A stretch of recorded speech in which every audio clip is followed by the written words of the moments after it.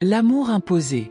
Dans un village tranquille du Congo, entouré de forêts denses et bercé par le murmure de la rivière Kasaï, vivait Lydia, une jeune femme douce et pieuse, connue pour sa voix envoûtante qui faisait vibrer les cœurs chaque dimanche à l'église. Elle était aimée de tous, non seulement pour son talent, mais aussi pour sa bonté. Parmi les fidèles se trouvait Bokani, un homme au regard intense et aux paroles mielleuses. Depuis qu'il l'avait vue pour la première fois, il était obsédé par elle. Il tentait sans cesse de l'approcher, lui offrant des cadeaux, lui écrivant des lettres enflammées, mais Lydia ne ressentait rien pour lui. Elle le trouvait trop possessif, trop insistant. Un jour, excédé par ses refus répétés, Bokani décida d'aller voir le pasteur Nzuzi, un homme respecté mais parfois trop sûr de ses révélations. « Pasteur, j'ai prié et je suis certain que Lydia est la femme que Dieu a choisie pour moi. Mais elle refuse de m'écouter. Aidez-moi !» Le pasteur, impressionné par la ferveur de Bokani, promit de réfléchir à la question. Quelques nuits plus tard, il annonça à l'église avoir eu une vision. « Frères et sœurs, le Seigneur m'a montré dans un songe que Bokani et Lydia étaient unis dans un mariage béni. Leurs visages rayonnaient de joie.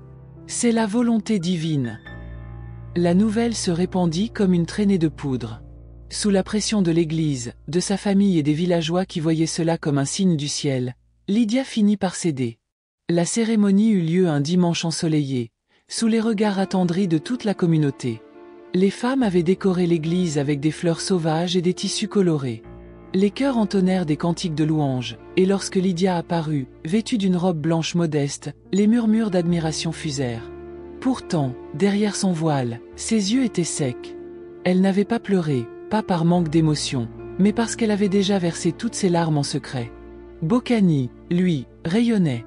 Il serra la main du pasteur Nzuzi avec une fierté démesurée, comme s'il venait de remporter une victoire. Quand il prit la main de Lydia pour échanger les alliances, ses doigts se refermèrent sur les siens avec une force qui la fit frémir. « Maintenant, tu es à moi pour toujours, » murmura-t-il, trop bas pour que les autres entendent. La fête se prolongea tard dans la nuit. On mangea, on but, on dansa. Lydia, épuisée, espérait secrètement que Bokani serait trop ivre pour la toucher. Mais quand ils se retrouvèrent seuls dans leur nouvelle case, son regard était étrangement lucide. « Enlève ta robe, » ordonna-t-il. Elle hésita, les mains tremblantes. « Dépêche-toi. Je ne vais pas attendre toute la nuit. » Quand elle résista, il la gifla si fort qu'elle en vit des étoiles. « Tu apprendras à m'obéir. » Cette nuit-là, Lydia comprit que son calvaire ne faisait que commencer. Les semaines passèrent, et Bokani devint de plus en plus tyrannique. Il contrôlait chacun de ses gestes. « Pourquoi as-tu parlé à ce voisin? Tu le désires. Ce repas est immangeable. Tu veux m'empoisonner. Tu souris trop aux autres hommes. C'est moi que tu dois rendre heureux. » Chaque reproche était accompagné de coups. Parfois, il la frappait avec une ceinture. D'autres fois, il lui tordait le bras jusqu'à ce qu'elle crie. Lydia, qui avait toujours été fière, se retrouva à marcher tête basse, évitant les regards. Les villageois remarquèrent ses bleus, mais personne n'osait intervenir. « Ce sont des affaires de couple, » disaient certains. « Le pasteur a dit que c'était un mariage béni, » ajoutaient d'autres. Un matin, après une nuit particulièrement violente, Lydia se rendit à l'église, déterminée à demander de l'aide. Elle tomba à genoux devant le pasteur Nzuzi, les larmes ruisselant sur son visage meurtri. « Pasteur, je ne peux plus vivre ainsi. Bokani me bat presque chaque jour.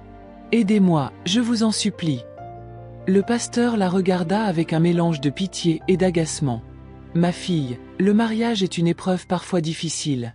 Bokani est un homme de Dieu, il ne te ferait pas de mal sans raison. Es-tu sûre de ne pas provoquer sa colère? Je ne fais rien.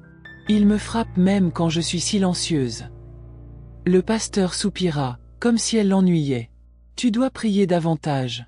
Et surtout, ne parle pas de ça aux autres. Cela pourrait nuire à la réputation de l'Église. » Lydia sentit son cœur se briser. Si même l'homme de Dieu refusait de la sauver, qui le ferait? Peu à peu, Lydia cessa de parler.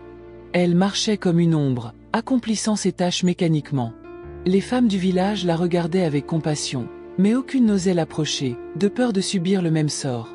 Un soir, alors qu'elle lavait des vêtements au bord de la rivière, une vieille femme, Mama Kofi, s'assit près d'elle. « Je vois tes blessures, ma fille, » murmura-t-elle. « Tu n'es pas la première, et tu ne seras pas la dernière. Lydia ne répondit pas, mais pour la première fois depuis longtemps, elle sentit une larme couler. Un jour, tu trouveras ta force, ajouta Mama Coffee avant de s'éloigner. Cette nuit-là, Lydia ne dormit pas. Elle fixa le mur de la case, écoutant les ronflements de Bocani, et quelque chose en elle changea.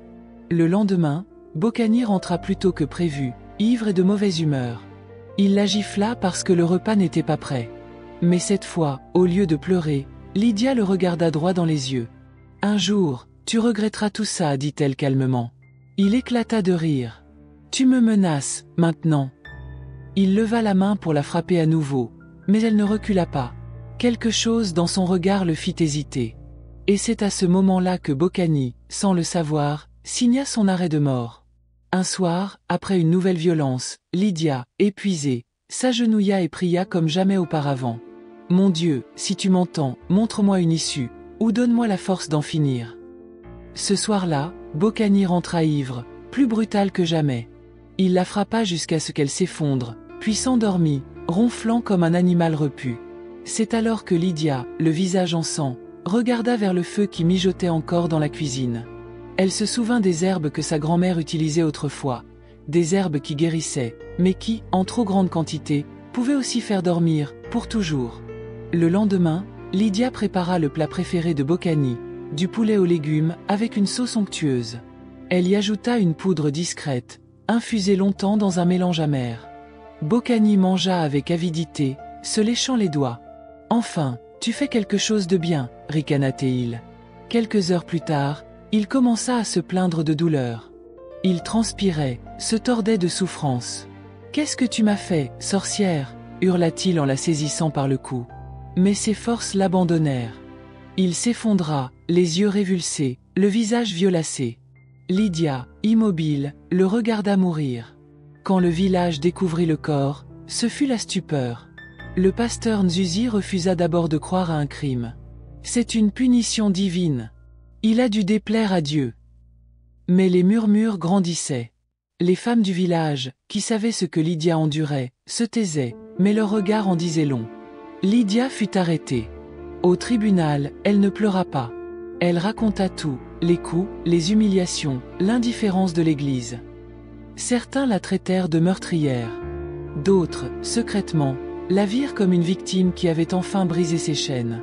Des années plus tard, une nouvelle église fut construite dans le village.